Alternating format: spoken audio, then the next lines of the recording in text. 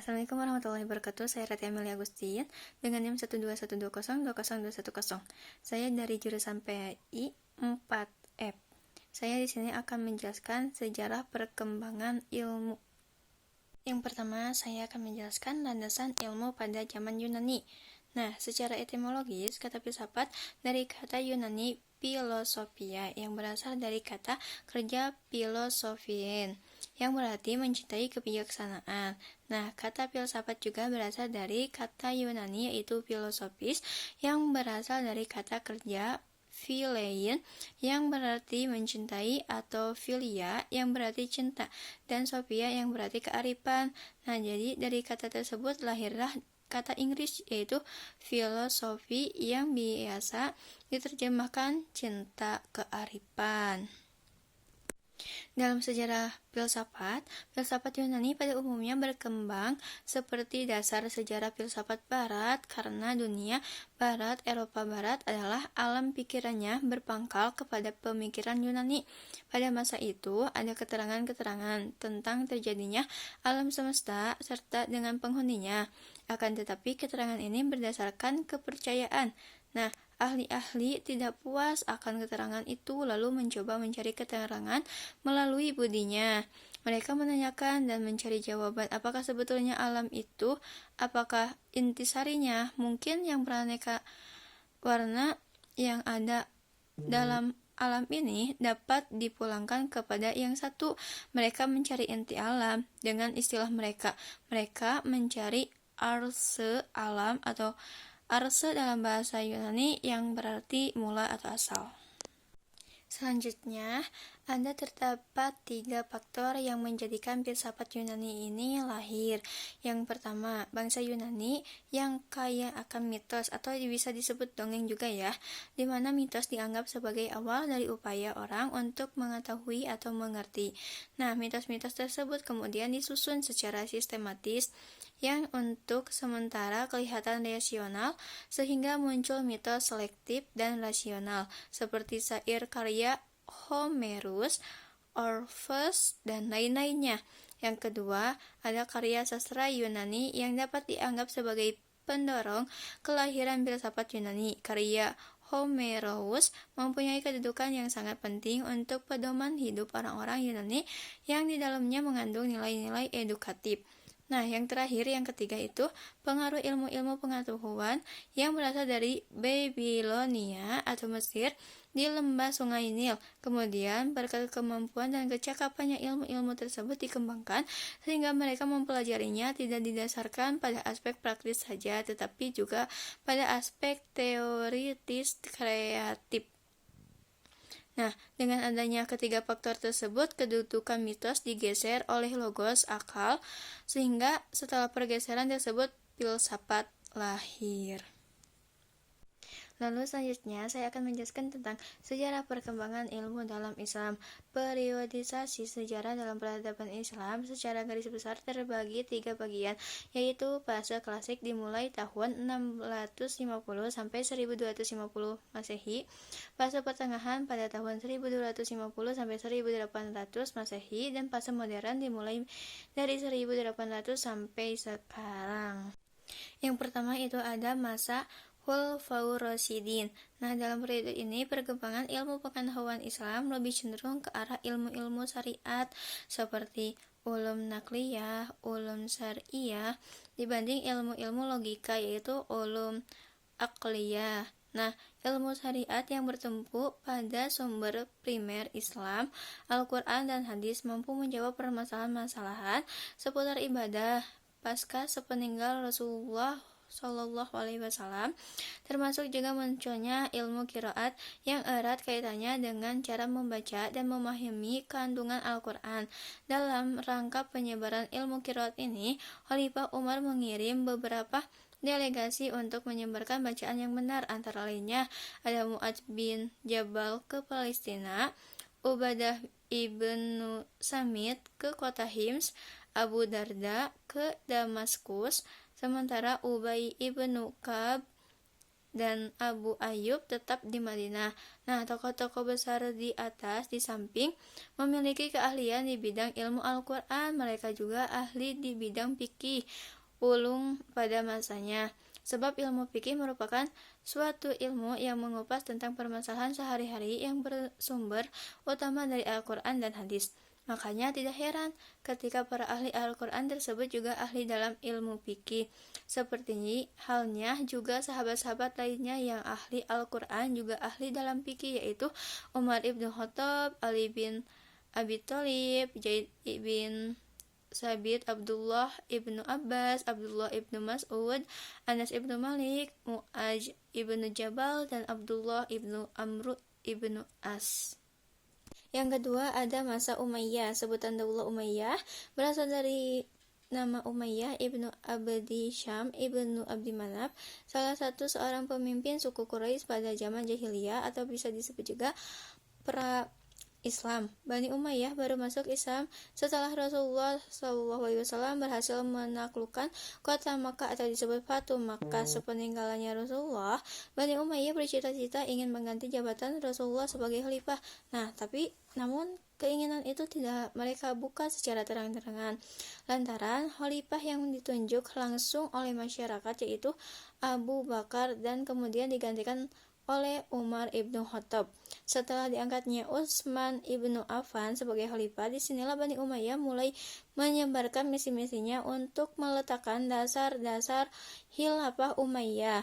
Dan masa inilah Umayyah berusaha sekuat tenaga untuk memperkuat posisinya agar bisa menaklukkan kota Sam tunduk di bawah kendalinya.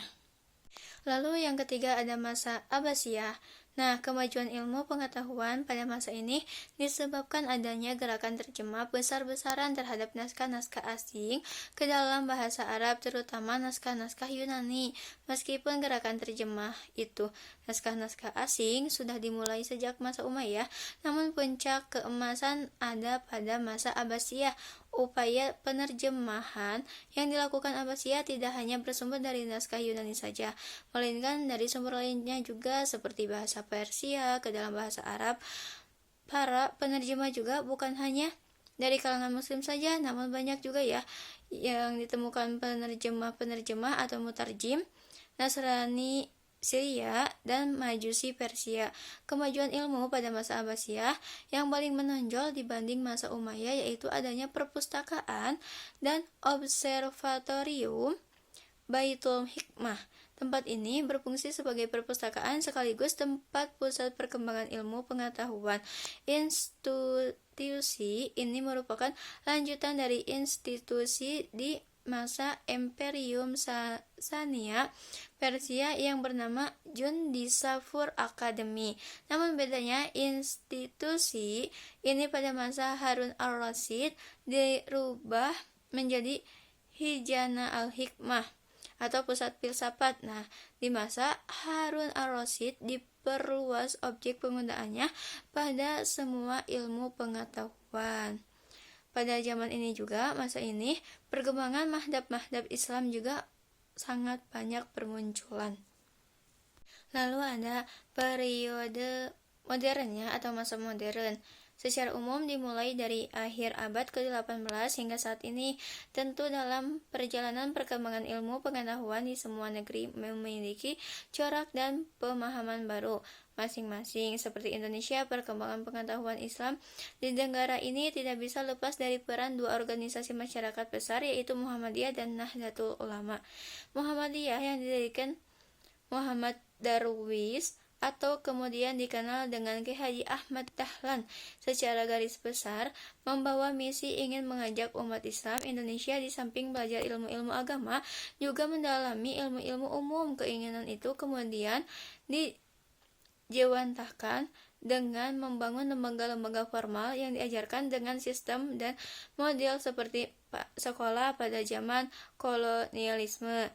Nah, dalam lembaga tersebut, Kiai Haji Ahmad Dahlan juga mengenalkan pemikiran para reformis Islam termukakan seperti Jamaluddin Al-Afghani, Rosyid Ridho, Muhammad Abduh, dan yang lainnya juga ya, masih banyak. Nah, kemudian ada juga ya organisasi besar kedua yaitu Nahdlatul Ulama yang diprakarsai oleh Kiai Haji Ahmad Hasyim Asy'ari.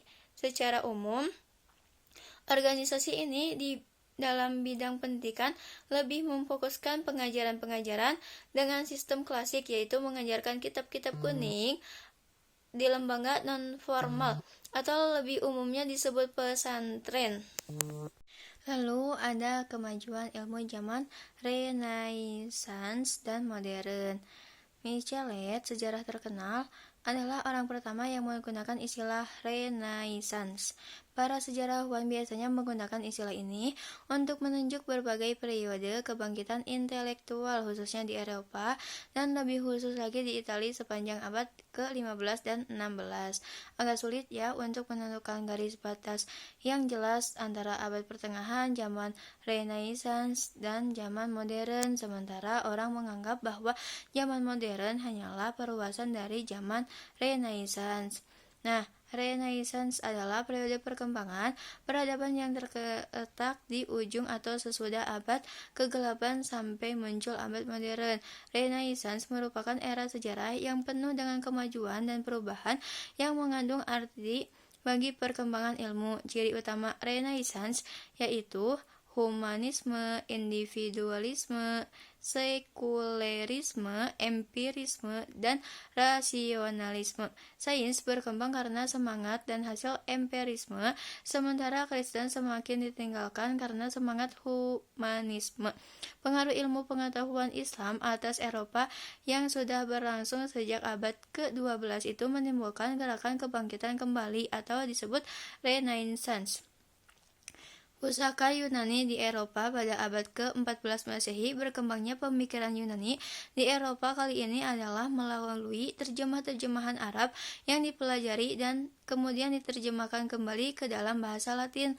Walaupun Islam akhirnya terusir dari negeri Spanyol dengan cara yang sangat kejam, tetapi ia telah membidani gerakan-gerakan pentingnya Eropa. Gerakan-gerakan itu adalah kebangkitan kembali kebudayaan Yunani klasik atau disebut Renaissance pada abad ke-14 Masehi, rasionalisme pada abad ke-17 Masehi, dan pencerahan pada abad ke-18 Masehi. Lalu materi yang terakhir ada kemajuan ilmu zaman kontemporer. Zaman ini bermula dari abad 20 Masehi dan masih berlangsung hingga saat ini. Zaman ini ditandai dengan adanya teknologi-teknologi canggih dan spesialisasi ilmu-ilmu yang semakin tajam dan mendalam. Pada zaman ini, bidang fisika menempati kedudukan paling tinggi dan banyak dibicarakan oleh para filsuf. Sebagian besar aplikasi ilmu dan teknologi pada abad 21 merupakan hasil penemuan mutakhir di abad 20. Nah, pada zaman ini ilmuwan yang menonjol dan banyak dibicarakan oleh fisikawan. Bidang fisika menjadi titik pusat perkembangan ilmu pada saat ini. Fisikawan yang paling terkenal pada abad 20 adalah Albert Einstein. Lahirnya itu pada tanggal 14 Maret 1879 dan meninggal pada tanggal 18 April 1955. Meninggalnya itu umur 76 tahun. Albert Einstein adalah seorang ilmu fisika. Dia mengemukakan teori relativitas dan juga banyak menyumbang bagi pengembangan mekanika kuantum, mekanika statistik, dan kosmologi. Sekian yang dapat saya sampaikan. Mohon maaf bila banyak kesalahan yang saya sampaikan karena saya masih belajar, dan mohon maaf jika tidak mengerti. Wassalamualaikum warahmatullahi wabarakatuh.